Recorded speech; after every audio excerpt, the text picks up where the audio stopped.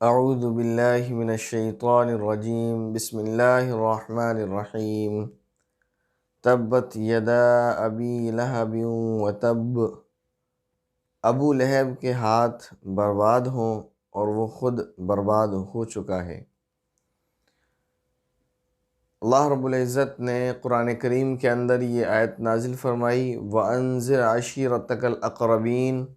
اس آیت کے اندر اللہ رب العزت نے نبی پاک صلی اللہ علیہ وسلم کو یہ حکم فرمایا کہ آپ اپنے رشتہ داروں کو دین الہی کی دعوت دیں، دین اسلام کی طرف ان کو بلائیں۔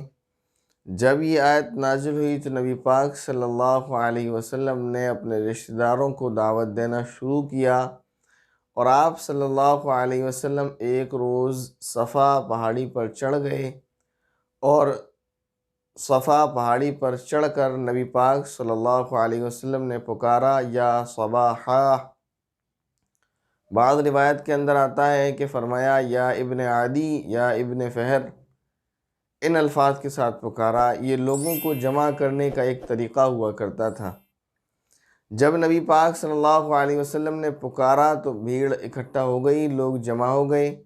نبی پاک صلی اللہ علیہ وسلم نے فرمایا کہ اگر میں یوں کہوں کہ صفا پہاڑی کے پیچھے ایک دشمن فوج کھڑی ہے جو گھات لگائے ہوئے ہے، اور وہ یہ چاہتی ہے کہ موقع پا کر تم پر حملہ کر دے، تو تم کیا اس بات کو سچ مانو گے؟ تو سب نے بیک زبان کہا، ما جربنا علیک الا صدقا، کہ ہم نے ہمیشہ آپ کو سچ بولنے والا پایا، ہم ہمیشہ سے آپ کو صادق اور امین سمجھتے ہیں، یعنی ہم آپ کی بات کو تسلیم کریں گے، اس کی تصدیق کریں گے اور اس کو سچا سمجھیں گے۔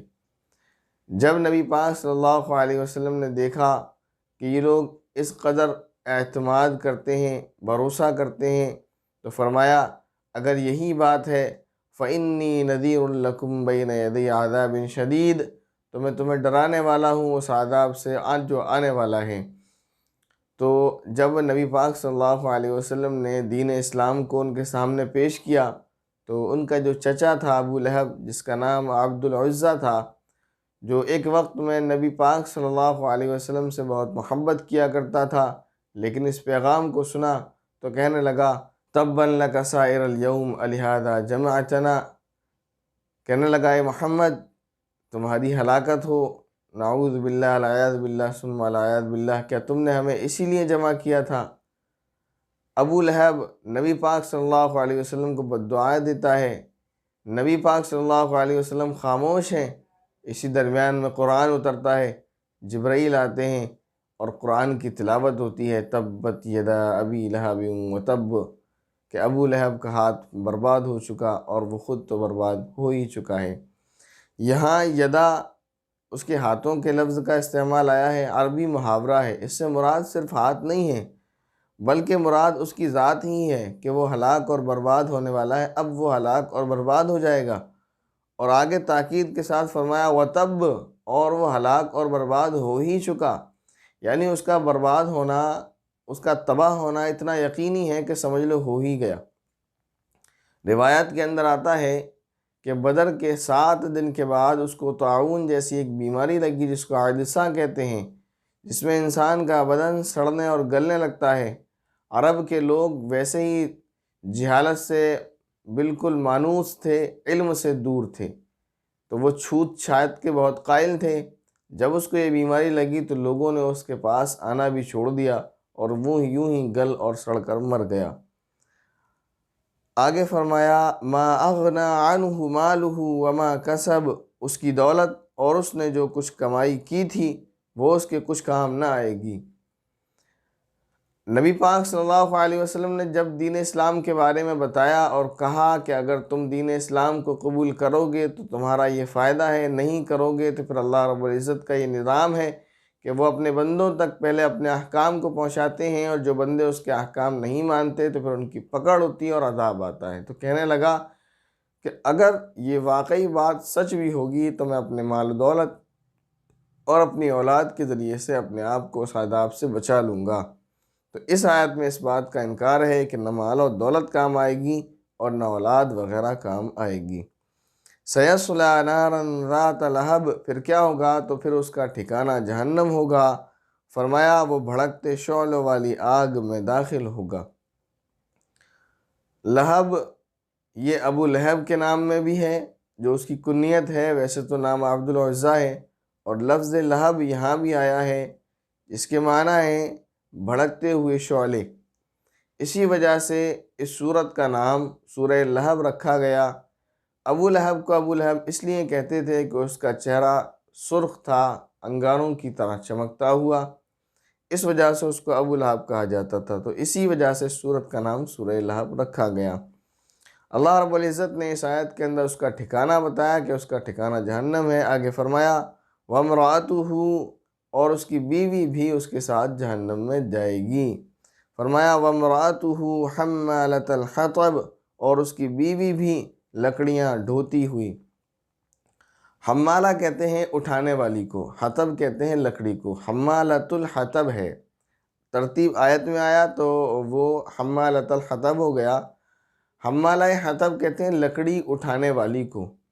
یہاں اس کو لکڑیاں اٹھانے والی کیوں کہا گیا؟ اس کی بہت ساری وجوہات مفسرین نے بیان کی ہیں، جس میں سے ایک تو میں نے ترجمہ کرتے ہوئے آپ کے سمجھ آ گئی ہوگی۔ جو میں نے ترجمہ کیا وہ یہ کہ اور اس کی بیوی بھی لکڑیاں اٹھاتی ہوئی جہنم میں داخل ہوگی، ایک تو یہ۔ دوسرا یہ ہے کہ وہ ایک شریف خاندان کی، سرداروں کی بہن اور سرداروں کی بیوی ہونے کے باوجود اتنی کنجوس تھی کہ جنگل سے لکڑیاں اٹھا کر خود لایا کرتی تھی۔ تیسری وجہ یہ ہے کہ یہ بدبخت عورت اپنے بدبخت آدمی کے ساتھ گناہ میں برابر کی شریک تھی کہ نبی پاک صلی اللہ علیہ وسلم کو ستانے میں کوئی موقع ہاتھ سے نہ جانے دیتی تھی، اور کانٹے دار لکڑیاں اٹھا کر نبی پاک صلی اللہ علیہ وسلم کے راستے میں بچھایا کرتی تھی۔ اس عورت کا نام ام جمیل تھا۔ ایک اور وجہ مفسرین نے لکھی ہے کہ جب جہنم میں داخل ہوگی تو جہنم میں زقوم کا درخت ہے کانٹے دار، وہ درخت اٹھائے گی اور اس کی لکڑیاں جہنم کے اندر ڈالے گی ابو لہب کو اور زیادہ جلانے کے لیے، اس کی آگ کو اور زیادہ بھڑکانے کے لیے وغیرہ۔ تو حمالہ حطب کی مفسرین نے الگ الگ تفسیر کی ہے۔ فی جیدہا حبل من مسد، اپنی گردن میں مونجھ کی رسی لیے ہوئے۔ دوسرا ترجمہ ہے کہ اس کی گردن میں مضبوط سی رسی پڑی ہوئی ہوگی۔ اس کی بھی یہ تفاسیر ہیں، ایک تو یہی کہ جو میں نے بیان کیا، مفسرین کہتے ہیں کہ وہ اتنی کنجوس تھی کہ لکڑیاں خود اٹھایا کرتی تھی، اور ان لکڑیوں کا جو گٹھر ہوا کرتا تھا اس کی رسی کو اپنے گردن میں ڈال کر لایا کرتی تھی۔ تو یہ اس کی یہاں سے مراد یہ بھی ہے کہ اس کی یہ جو ہے اس کا عمل بیان کیا جا رہا ہے کہ وہ اپنی گردن میں رسی کو ڈالا کرتی تھی۔